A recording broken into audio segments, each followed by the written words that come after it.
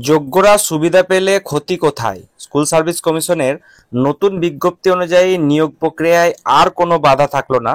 আজকে সুপ্রিম কোর্টে clean chit দিয়ে দেওয়া হলো এবং সেক্ষেত্রে একাধিক প্রশ্ন থেকেই যাচ্ছে, তাহলে যারা ফ্রেশ ক্যান্ডিডেট তাদের তো পরীক্ষাতে তারা 10 নম্বর পিছিয়েই থেকে গেল। এই নিয়ে কি বলা হয়েছে এবং আইনজীবী বিকাশ ভট্টাচার্য তিনি কি জানিয়েছেন এবং পাশাপাশি এডিট অপশন এবং ফর্ম ফিল আপ নিয়ে কি আপডেট এসেছে, চলুন এই ভিডিওর মাধ্যমে আমরা জানার তার আগে চেষ্টা বলি করব। বন্ধুরা, আপনারা যারা আমাদের চ্যানেলের সাথে যুক্ত আছেন তারা জানেনই এই চ্যানেলের প্রত্যেকটা ভিডিও কিন্তু দরকারি, তাই কেউ এখনো যদি আমাদের চ্যানেলটা সাবস্ক্রাইব করে না থাকেন তাহলে অবশ্যই আমাদের চ্যানেলটা সাবস্ক্রাইব করতে ভুলবেন না এবং পাশে থাকা বেল আইকনটি ক্লিক করে দেবেন যাতে নতুন আপডেট আসলে আপনার ফোনে পৌঁছে দিতে পারে। আমরা এই চ্যানেলে কিন্তু প্রত্যেকদিন নতুন নতুন লেটেস্ট আপডেট নিয়ে আসছি সরকারি এবং চাকরি রিলেটেড, তো তার জন্য অবশ্যই আমাদের চ্যানেলটা সাবস্ক্রাইব করে দেবেন এবং পাশে থাকা বেল আইকনটি ক্লিক করে অল নোটিফিকেশন করে তো দেবেন। স্কুল সার্ভিস কমিশনের নতুন বিজ্ঞপ্তি অনুযায়ী নিয়োগ প্রক্রিয়ায় আর কোনো বাধা থাকলো না। অযোগ্যরা সুবিধা পেলে ক্ষতি কি? সুপ্রিম কোর্টেও ক্লিন চিট পেয়ে গেল এসএসসি। তো 2025-এ রুল অনুযায়ী যে বিজ্ঞপ্তি প্রকাশ করা হয়েছে তাতে সম্মতি দিয়ে দিল ভারতের সর্বোচ্চ আদালত, সুপ্রিম কোর্ট। তো কলকাতা হাইকোর্টে আগেই মান্যতা পেয়েছে এই বিজ্ঞপ্তি এবং হাইকোর্টের সেই নির্দেশই বহাল রেখে দিল আজকে শীর্ষ আদালত, এবং অর্থাৎ সেক্ষেত্রে এসএসসির কাছে আর কোনো বাধা থাকলো না। তো 2016-র পুরো প্যানেল বাতিল করার যে রায় দিয়েছিল সুপ্রিম কোর্ট, সেখানেই বলা হয়েছিল যে চিহ্নিত অযোগ্য বাদে বাকি চাকরিহারাদের বয়সে ছাড় দেওয়া হবে। সেই মতো রায়ের কথা উল্লেখ করেই এসএসসি বয়সে ছাড় দেওয়ার কথা কিন্তু বলেছে।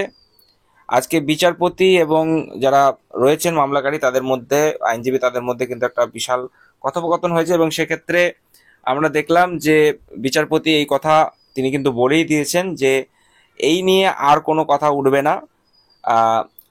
এসএসসি চাইলে তারা কিন্তু গঠন করতে পারে নিয়োগ বিধি, সেই নিয়োগ বিধি অনুযায়ী পরীক্ষা নেওয়া যেতে পারে। এছাড়া শিক্ষকদের অভিজ্ঞতার জন্য অতিরিক্ত 10 নম্বর দেওয়া হবে বলেও কিন্তু উল্লেখ রয়েছে নোটিফিকেশনে। ওই দুটি বিষয় নিয়ে আপত্তি ছিল চাকরি প্রার্থীদের একাংশের। তো বিচারপতি সৌমেন সেন এবং বিচারপতি স্মিতা দাসের ডিভিশন বেঞ্চ শুনানির পর এসএসসির বিজ্ঞপ্তিকে মান্যতা দিয়েছিল। এরপর হাইকোর্টের রায়কে চ্যালেঞ্জ করে সুপ্রিম কোর্টে দ্বারস্থ হয়েছিল মামলাকারীরা। অভিযোগ ছিল শিক্ষকতার অভিজ্ঞতার জন্য দেওয়া 10 নম্বর থেকে বঞ্চিত হবেন ওয়েটিং লিস্টে থাকা চাকরি প্রার্থীরা। তো শুধু তাই নয়, একাধিক যারা নতুন ফ্রেশ ক্যান্ডিডেট রয়েছে তাদেরও মনে একটাই চিন্তা যে তারা তো তাহলে পরীক্ষায় 10 নম্বর পিছিয়ে থাকছে।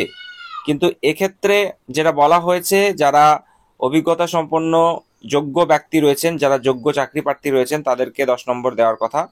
তো সোমবার অর্থাৎ আজকে সুপ্রিম কোর্টের বিচারপতি সঞ্জয় কুমার বলেন যে টেন্টেডরা বাদ গিয়েছেন, আনটেন্টেডরা বাড়তি সুযোগ পেলে ক্ষতি কি? তাদের তো পড়ানোর অভিজ্ঞতা আছে, এ কথাই তিনি কিন্তু বলেছেন। তো আজকে সুপ্রিম কোর্ট জানিয়ে দিল যে যোগ্য শিক্ষকদের বয়সের ছাড় দেওয়ার সিদ্ধান্ত বহাল থাকছে। অতিরিক্ত 10 নম্বর দেওয়ার ক্ষেত্রেও কোনো বাধা থাকবে না।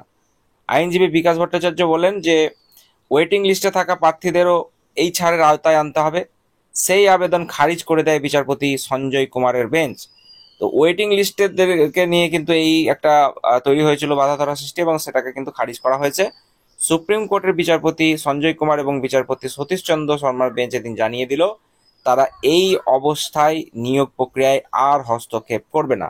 অর্থাৎ বুঝতেই পারছেন যে পরীক্ষায় আর কোনো রকম কিন্তু বাধা রইল না।